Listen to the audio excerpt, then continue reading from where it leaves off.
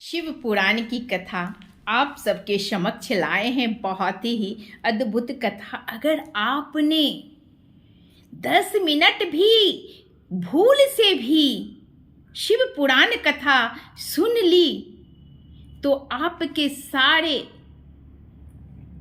पाप नष्ट हो जाएंगे, क्योंकि भोलेनाथ का किया हुआ पुण्य कभी व्यर्थ नहीं जाता, सदा अमर हो जाता है। तो आज कौन सी कथा है? भगवान शिव के लिंग एवं साकार विग्रह की पूजा के रहस्य तथा महत्व का वर्णन।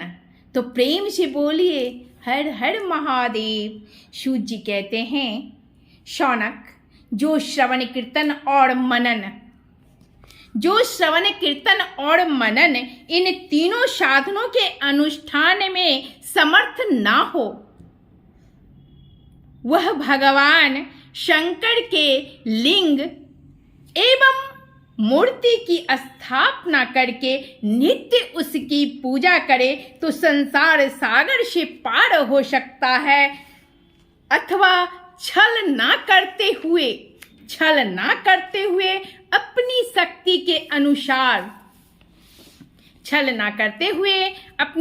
के अनुसार धन राशि ले जाए और उसे शिवलिंग अथवा शिव मूर्ति की सेवा के लिए अर्पित कर दे। साथ ही निरंतर उस लिंग एवं मूर्ति की पूजा भी करे। उसके लिए भक्ति भाव से मंडप, गोपुर, तीर्थ, मठ एवं क्षेत्र की स्थापना करे तथा उत्सव रचाए। वस्त्र, शाक आदि व्यंजनों से युक्त भांति भांति के भक्ष्य भोजन अन्य नैवेद्य के रूप में समर्पित करे।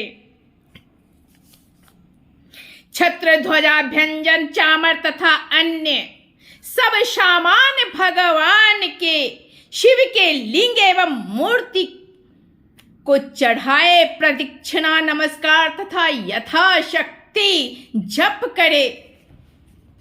आवाहन से लेकर विसर्जन तक सारा कार्य प्रतिदिन भक्ति भाव से, ध्यान दीजिएगा, भक्ति भाव से संपन्न करे। इस प्रकार शिवलिंग अथवा शिव मूर्ति में भगवान शंकर की पूजा करने वाला पुरुष श्रवण आदि साधनों का अनुष्ठान ना करे तो भगवान शिव की प्रसन्नता से सिद्धि प्राप्ति कर लेता है। पहले के बहुत से महात्मा पुरुष आप सब देखते होंगे, लिंग तथा शिव मूर्ति की पूजा करने मात्र से भव बंधन से मुक्त हो चुके हैं। ऋषियों ने पूछा, मूर्ति में सर्वत्र देवताओं की पूजा होती है, लिंग में नहीं, परंतु भगवान शिव की पूजा जब यह जगह जगह मूर्ति और लिंग में भी क्यों की जाती है? ध्यान दीजिएगा, ध्यान देनी बात है तो आप सब ध्यान दीजिएगा, नहीं जानते होंगे। सूत जी ने कहा, मुनीश्वरों, तुम्हारा यह प्रश्न तो बड़ा ही पवित्र और अत्यंत अद्भुत है। इस विषय में महादेव जी ही वक्ता हो सकते हैं, दूसरा कोई पुरुष कभी और कहीं भी इसका प्रतिपादन नहीं कर सकता।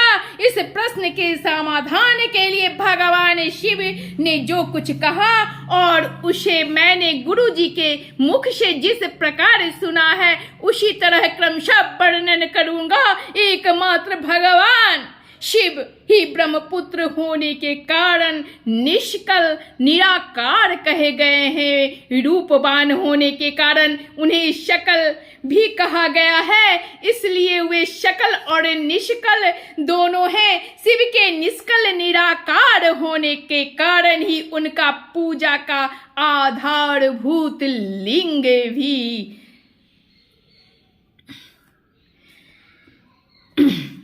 निराकार ही प्राप्त हुआ है, अर्थात शिवलिंग शिव के निराकार स्वरूप का प्रतीक है। इसी तरह शिव के सकल या साकार होने का कारण उनकी पूजा का आधारभूत विग्रह साकार प्राप्त होता है।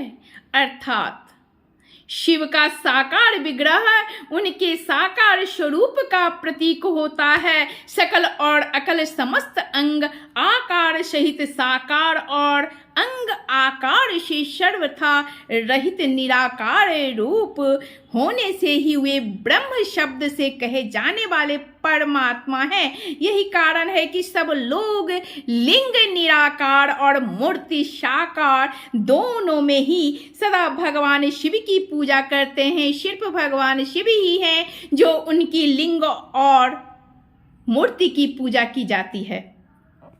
शिव से भिन्न जो दूसरे देवता हैं वे साक्षात ब्रह्म नहीं हैं, इसलिए कहीं भी उनके लिए निराकार लिंग नहीं उपलब्ध होता। पूर्व काल में बुद्धिमान ब्रह्मपुत्र संत कुमार मुनि ने मंदारचल नंदकेश्वर से इसी प्रकार का प्रश्न पूछा था। ध्यान से सुनिएगा।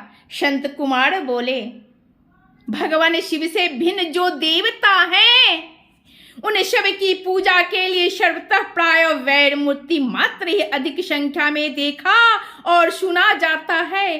केवल भगवान शिव की ही पूजा में लिंग और वैर दोनों का उपयोग देखने में आता है। अतः कल्याण में नंदीकेश्वर इस विषय में जो तत्व की बात हो उसे मुझे इस प्रकार बताइए जिससे अच्छी तरह समझ में आ जाए। नंदीकेश्वर ने कहा, निष्पाप ब्रह्म कुमार, आपके इस प्रश्न का हम जैसे लोगों का द्वारा कोई उत्तर नहीं दिया जा सकता, क्योंकि यह गोपनीय विषय है और लिंग साक्षात ब्रह्म का प्रतीक है। तथापि आप शिव भक्त हैं, इसलिए इस विषय में भगवान शिव ने जो कुछ बताया है उसे ही आपके समक्ष कहता हूं। भगवान शिव ब्रह्म स्वरूप और निष्कल निराकार हैं, इसलिए उन्हीं की पूजा में निष्कल लिंग का उपयोग होता है। संपूर्ण वेदों का यही मत है। संत कुमार बोले, महाभागी योगेंद्र, आपने भगवान शिव तथा दूसरे देवताओं का पूजन में लिंग और वैर के प्रचार का जो रहस्य विभाग पूर्वक बताया है वह यथार्थ है। इसलिए लिंग और वैर की आदि उत्पत्ति का जो उत्तम वृतांत है उसी को मैं इस समय सुनाना चाहता हूँ। लिंग के प्राकट्य का रहस्य सूचित करने वाला प्रसंग मुझे सुनाइए। इसके उत्तर में नंदीकेश्वर ने भगवान महादेव के निष्कल स्वरूप लिंग के प्रसंग सुनाना आरंभ किया।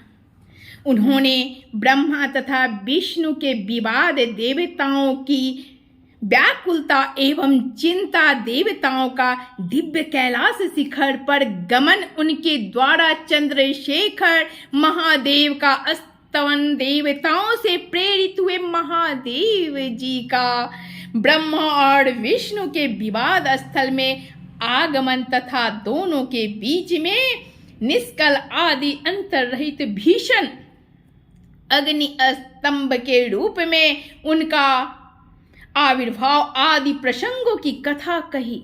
तदंतर श्री ब्रह्मा और विष्णु दोनों के द्वारा इस ज्योतिर्मय स्तंभ की ऊंचाई और गहराई का था लेने की चेष्टा एवं केतकी के पुष्प के साप वरदान आदि के प्रसंग में भी सुनाए।